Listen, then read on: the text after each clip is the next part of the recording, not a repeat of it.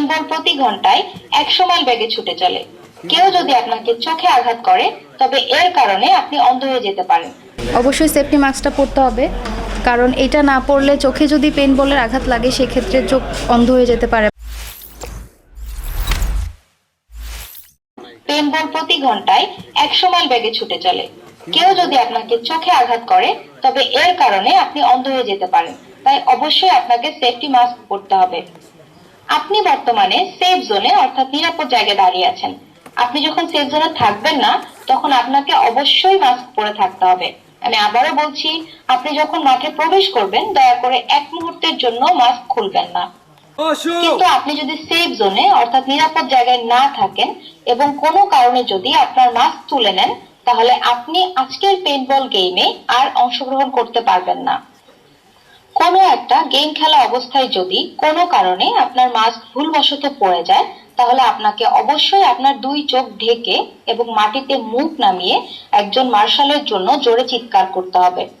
কোনোভাবেই ওই মুহূর্তে আপনার মাস্ক ঠিক করা বা পরিবর্তন করার চেষ্টা করবেন না। এটা হচ্ছে হপার, এটা বন্দুকের মধ্যে থাকে, এটার মধ্যে পেইন্টবলগুলো থাকে। তারপর খেলার সময় অবশ্যই সেফটি মাস্ক পরতে হবে, যেমন এখানে আমাদের আছে। অবশ্যই সেফটি মাস্কটা পরতে হবে, কারণ এটা না পরলে চোখে যদি পেইন্টবলের আঘাত লাগে সেক্ষেত্রে চোখ অন্ধ হয়ে যেতে পারে বা একটা রিস্ক থাকে আর কি।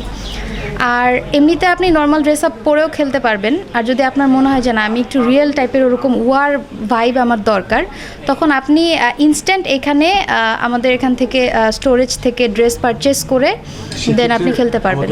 সেই ক্ষেত্রে এক্সট্রা পে করতে হবে। আপনার গুলি অর্থাৎ পেইন্টবলটি বন্দুকের হপারে রাখা হয়েছে। আপনার বন্দুকটি ব্যবহার করার আগে নিশ্চিত হয়ে নেবেন যে এই হপারের ঢাকনাটি ঠিকঠাক মতো লাগানো আছে কিনা। যদি আপনি তা না করেন তাহলে আপনার পেইন্টবলগুলি পড়ে যাবে এবং এটা কিন্তু আর ব্যবহার করা যাবে না।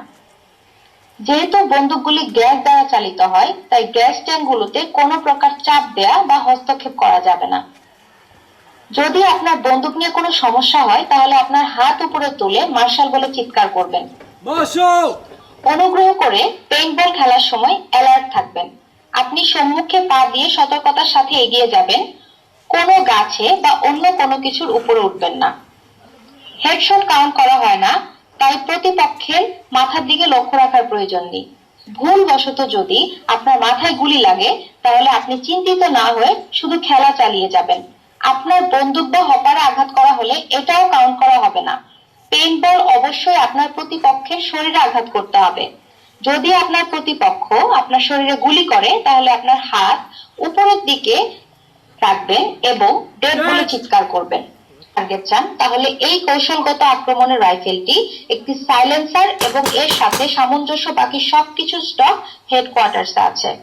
আপনার মিশনে কৌশলগত সুবিধার জন্য স্মোক গ্রেনেডও ব্যবহার করা যেতে পারে, তবে সেগুলো বুদ্ধিগত কৌশলের সাথে ব্যবহার করুন।